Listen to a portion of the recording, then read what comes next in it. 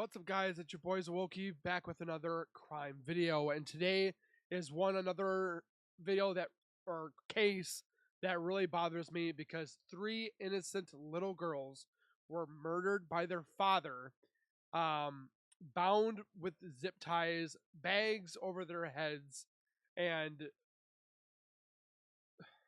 the unthinkable was done to these little girls. Their father is still at large, where he is the police are on a manhunt to find him, but he's on the run. And there's a lot of things that led up to this case or this crime that had so many different red flags, and it seems that nobody was watching, nobody was looking, nobody saw the red flags and the warning signs, and it's sickening to say the least.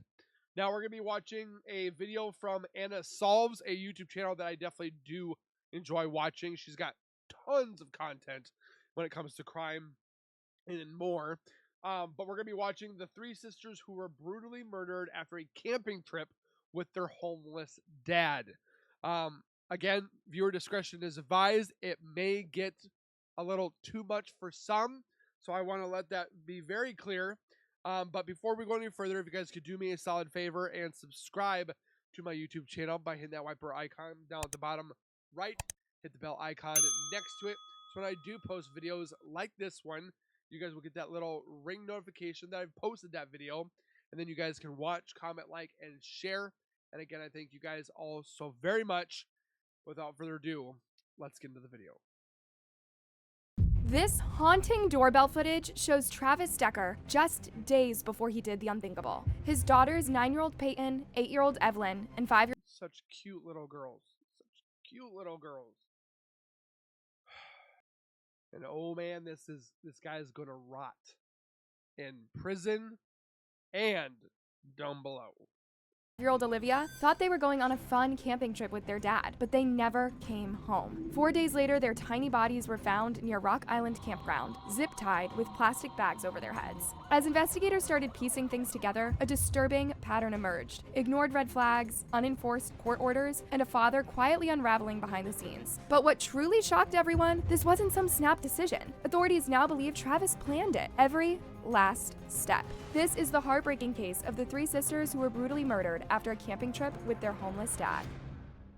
It was supposed to be a normal Friday. Travis Decker arrived at his ex-wife Whitney's home in Wenatchee, Washington, right around 5 p.m. It was his scheduled visitation time with their daughters, just a short 3-hour visit. The girls were excited. Spending time with their dad was something they genuinely looked forward to. But Whitney noticed something wasn't quite right. She would later tell investigators that Travis seemed off, quiet, distracted.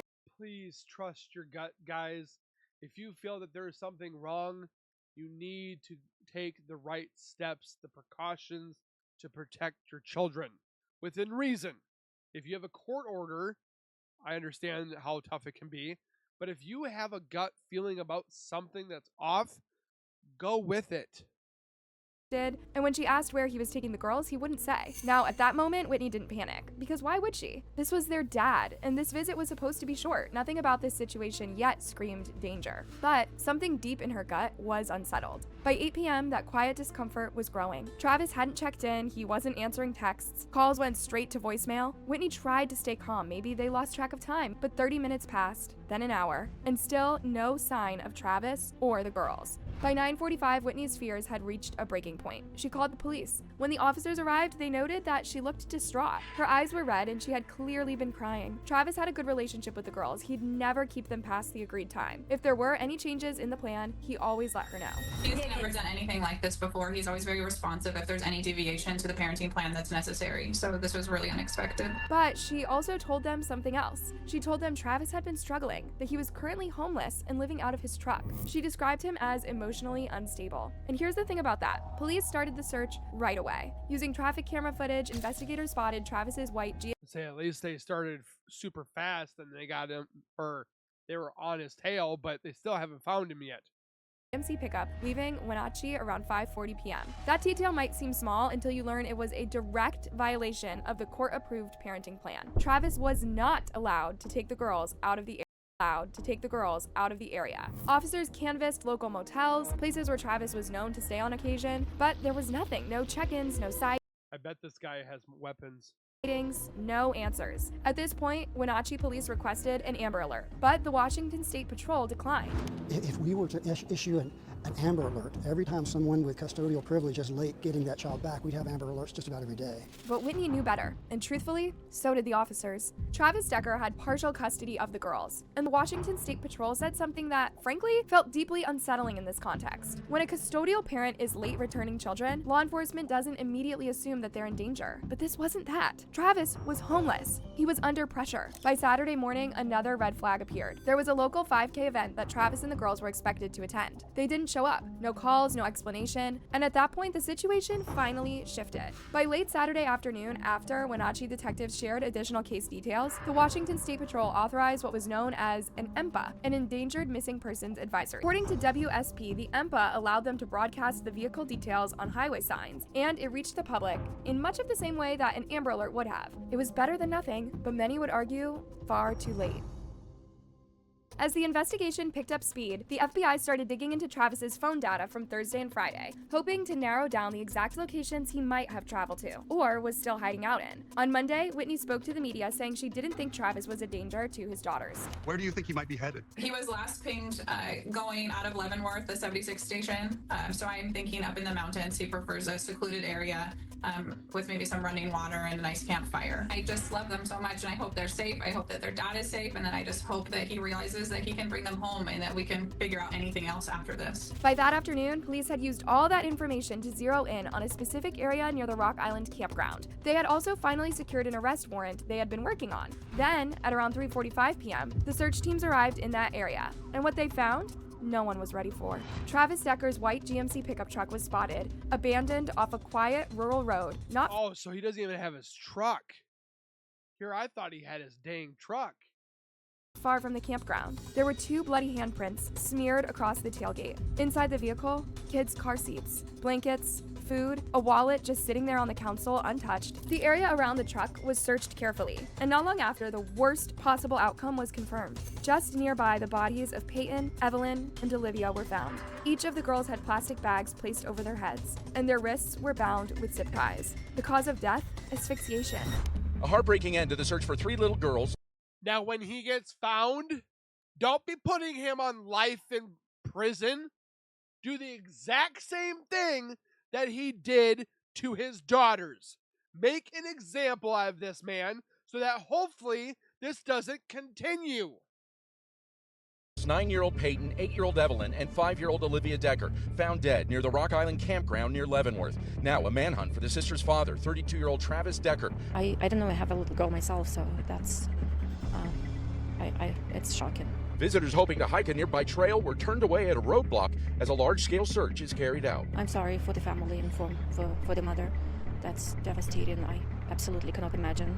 The death sent shockwaves through the Wenatchee community. People were heartbroken, confused, asking the one question that no one ever wants to have to ask. How could a father do something so horrific to his own children? And it's a question that doesn't have a simple answer. But in order to even begin to understand what might have led to this tragedy, we need to go back before the search, before the alerts, and back to where this story really began.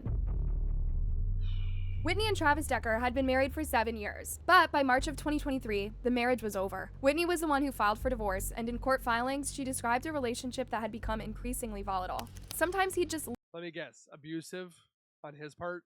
leave without warning. It wasn't sustainable and it wasn't safe. After the divorce, custody was split. Whitney had primary custody and Travis was scheduled to see the girls every other weekend. But not long after that agreement, things started to shift again. By late 2024, Travis was experiencing homelessness, and Whitney filed to have their parenting plan modified. Travis, a military veteran, had a diagnosis of borderline personality disorder, and according to Whitney, his mental health was in serious decline. In the documents she wrote, Travis has emotional and mental health issues that were the primary catalyst to the end of of our marriage and have also affected the girls greatly. She went on to say that his symptoms had intensified after leaving active duty in the Army. She described his behavior as increasingly narcissistic, unpredictable, and erratic. Starting in October 2022, Travis was living at a National Guard armory. Then he briefly secured an apartment. But when that lease ended, he went back to the armory before purchasing an RV. In May of 2024, he moved the RV to Idaho, trying, it seems, to restart something. But by the end of that summer, the RV was repossessed, and Travis was once again unhoused. Whitney later shared that while Travis was staying at the armory, the girls had slept there with him on mattresses, surrounded by dozens of men. She hadn't agreed to that. She didn't even know about it at first. There were incidents where he would show up at her home yelling for the girls, and sometimes he simply wouldn't show up at all, breaking promises to pick up the girls. In the filing, Whitney cited 3 specific incidents. The first one was August 30th, 2023. It was Travis's weekend to have the girls, but he told Whitney he didn't want to take them. Then there is this incident on December 19th. He didn't want to take them? If my ex-wife calls me and says, would you want to take him? Hell yeah! I want to spend time with my kid. He didn't want to.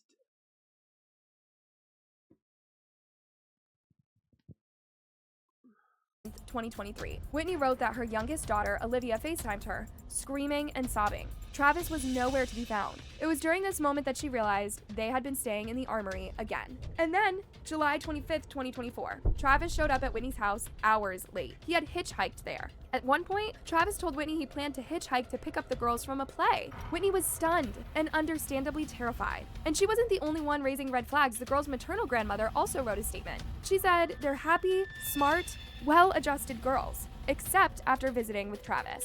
But throughout all of this, Whitney never tried to cut Travis out of their lives. In fact, in that same filing, she wrote, he's made huge sacrifices for our country and loves his girls. Still, deep down, Whitney knew her daughters weren't truly safe. In court, Travis tried to argue that nothing needed to change. He claimed that since he was no longer on active duty military status, he had more time to spend with his daughters, and even went so far as to say that they could learn something from the struggles he was going through. But Whitney's legal team wasn't buying it. They urged the court to step in, requesting that Travis undergo a full psychiatric evaluation, and that Whitney be granted the authority to restrict visitations when necessary for the girls' safety. And the court listened. They ruled in Whitney's favor, finding credible concerns around neglect and emotional instability. As a result, Travis was court-ordered to complete anger management and undergo a psychiatric evaluation with a licensed professional. The judge— So still not bad. He's just having to go through some hoops that he needs to take care of to better himself. also signed off on a new parenting plan that strictly limited his visitation to designated hours on weekends, no overnight stays allowed. But the real gut punch, when the girls disappeared, Whitney told police that Travis had never signed the updated parenting plan, and he had never followed through with the court-mandated mental health treatment. Still, she never imagined that he could be capable of harming his own children. And what makes this story spiral from tragedy to absolutely chilling is what investigators discovered next. Authorities learned that Travis had visited the Rock Island campground, the exact same spot where the girls' bodies were later found, the day before he picked them up. That strongly suggests this wasn't some impulsive act. He may have planned this. He may have hidden supplies, mapped his route, and prepared for a calculated escape. So as the full, unbearable weight of what happened to those 3 little girls started to settle in, the search for Travis Decker went into overdrive. This wasn't just a local manhunt anymore, this was national, and it was all hands on deck. Chelan County officials confirmed that agencies at every level, local, state, and federal, had come together to track him down. We're talking the FBI, Homeland Security, U.S. Border Patrol, and the U.S. Marshals. That tells you just how urgent and serious this is. We've been conducting a search since early this morning up until later on this afternoon. That, unfortunately, has not allowed us to locate the suspect yet, but we are not done searching. As we speak, the Marshal's Office, the FBI, they're processing leads, they're conducting follow-up, and we will not rest until Travis is located. Police wasted no time in releasing a description of Travis to the public. They urged— I wanted to see what that looked like. So he's got a whole bunch of tattoos. He's got a ponytail. I wouldn't doubt that this man has changed his whole appearance by now. I bet he doesn't even look like this anymore. They urged anyone who might have seen him to come forward immediately. He's described as about 5'8", 190 pounds, with black hair, brown eyes, and a mustache. He was last seen wearing a light-colored shirt and dark shorts, and make no mistake, he is considered armed and dangerous. If you see him, do not approach. Call 911 right away. Travis, if you're listening, this is your opportunity to turn yourself in. Do the right thing. Do what you need to do. and take accountability for your actions. We're not going to go away, we're not going to rest, and we're going to make sure we find you. You will be brought to justice. While still on the run, Travis is now facing 6 felony charges, 3 counts of first-degree kidnapping, and 3 counts of first-degree murder. And there's now a $20,000 reward on the table for information that leads to his arrest. But what makes all of this even more chilling is that Travis is trained for this kind of thing.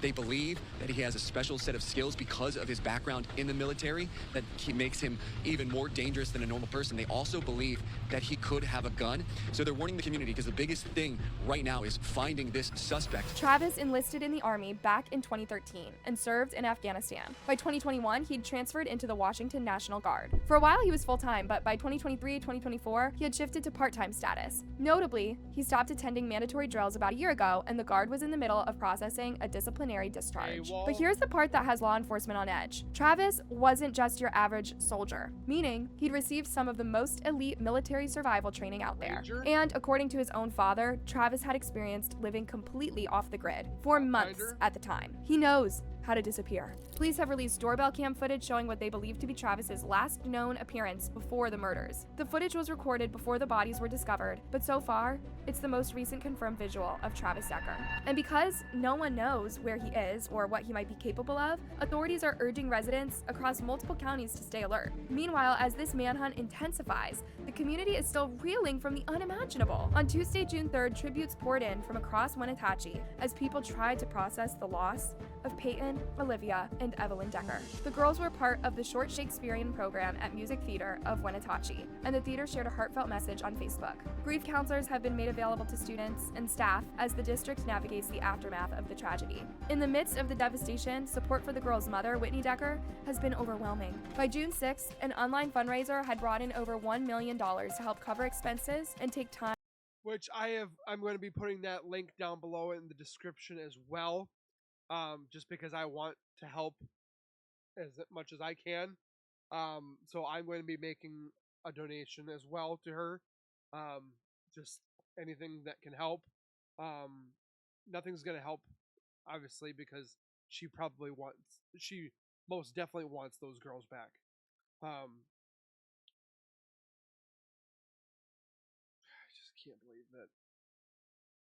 Time to grieve without financial pressure.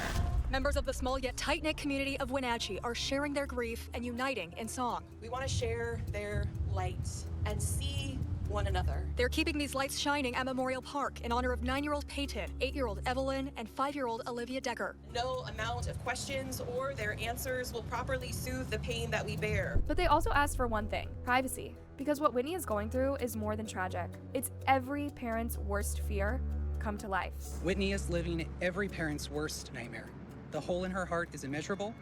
There are no words that can capture the weight of this loss. Right now, she's surrounded by friends, family, and neighbors doing everything they can to hold her up. And that's all anyone can do. Just be there, hold space, and honor the memory of those 3 little girls whose lives ended far too soon. But now I want to hear from y'all. Do you think that the system failed these little girls? Travis was homeless, clearly spiraling, and still got unsupervised visits. No Amber Alert when they were reported missing? Let me know what you think in the comments. I don't really know when it comes to this, because it sounds like they went to court. They tried to separate it, but like, he didn't go to his anger management. I can't really tell if the justice system failed. Well, I shouldn't say that. Like, they seem to go after him with an iron fist. Like, they're going after him. But what I don't want to see is this guy takes a plea deal to save his life so that he doesn't get on the death penalty. I don't know if Washington is a death penalty state. Is it? Let me check. So no. State of Washington does not have the death penalty anymore. Like,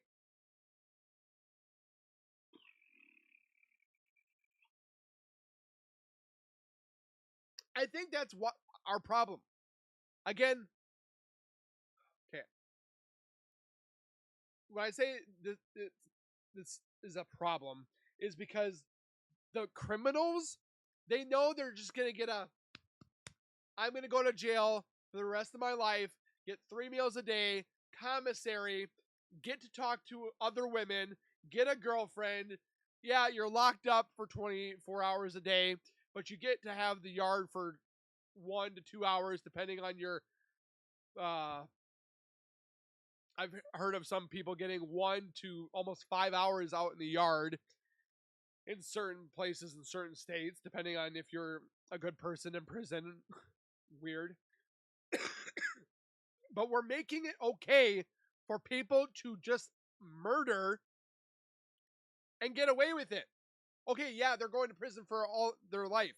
But like we just saw with Chris Watts the other day, the man has literally a new girlfriend, gets to find love, gets to possibly have it new feelings for another woman. Like, I'm so sick of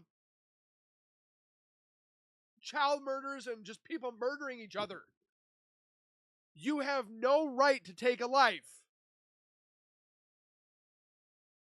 The only reason like it would be necessary is for protection. But he destroyed this family that he created with this Whitney woman that is now distraught and destroyed because she doesn't have her 3 little girls that were her world. I can see the pictures. And yet they're not going to have the death penalty for this man because what? A lot of beliefs is that, yeah, it's not our duty to punish him here on earth. It is God's will to decide his fate, his eternal soul, where that will go, and that we are not supposed to be taking lives. But these people are continuously doing it. The people that are doing these crimes, they're murdering over. I mean, Lily, I just saw the other day, a guy murdered somebody because he didn't give him back his Xbox controller. Or somebody is doing over drugs, or they're doing it over children, or they're doing it over car parts, or burglary, or like, do you guys have nothing better to do than destroy people's lives? Like, I understand that nothing can be perfect, but it's just one after the other, after the other, after the other, and all we're seeing is all these kids being murdered, people being beaten to the point of their lives. It's just, and I'd like to know why this Governor Jay Inslee signed this legislator removing the death penalty. How many states have the death penalty still? 27. Every single one of them should have this.